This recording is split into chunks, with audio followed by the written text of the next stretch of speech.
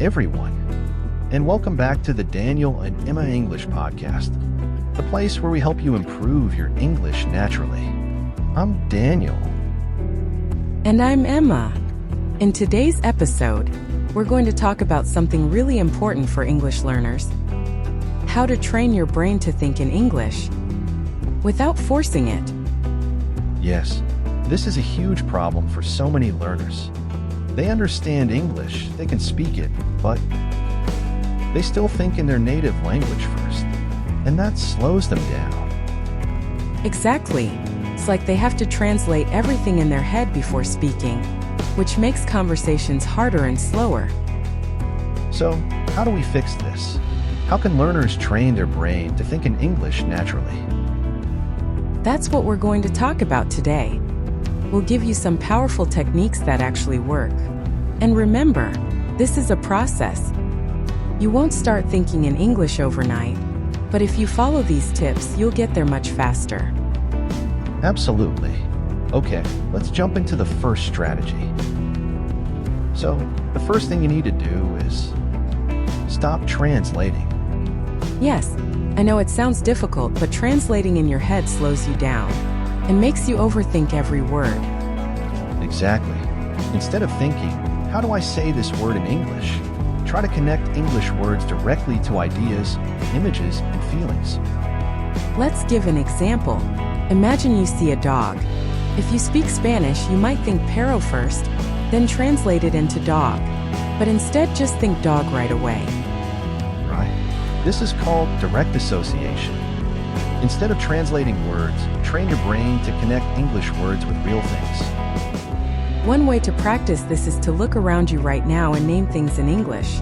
If you're sitting in your room, think, "This is my desk. Here is my phone. I have a cup of tea." That's a great exercise. You're forcing your brain to work in English without even realizing it. Now, another problem is that many learners think in complicated sentences. Yes, they want to say everything perfectly, so they hesitate trying to find the right words. But the trick is, start with simple thoughts. You don't need long, complex sentences at first. Just describe your day in basic English. Exactly. Let's say you wake up in the morning.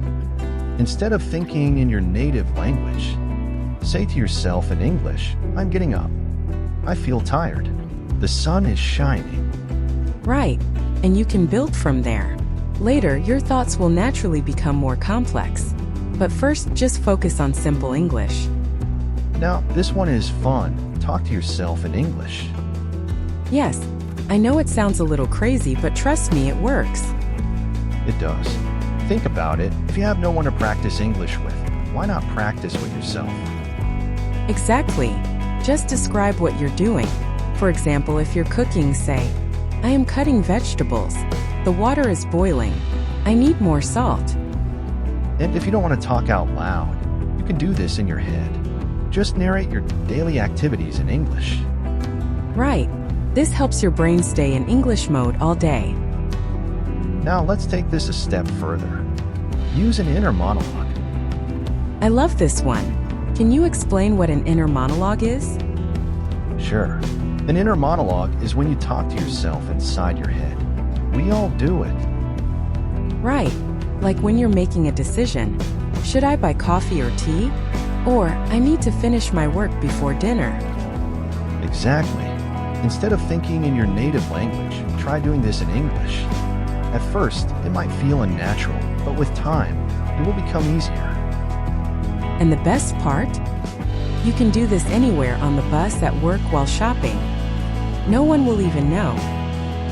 Okay, another great strategy is to surround yourself with English. Yes, the more English you hear, the faster your brain will get used to it. So, how can learners do this? Well, for starters, change your phone settings to English.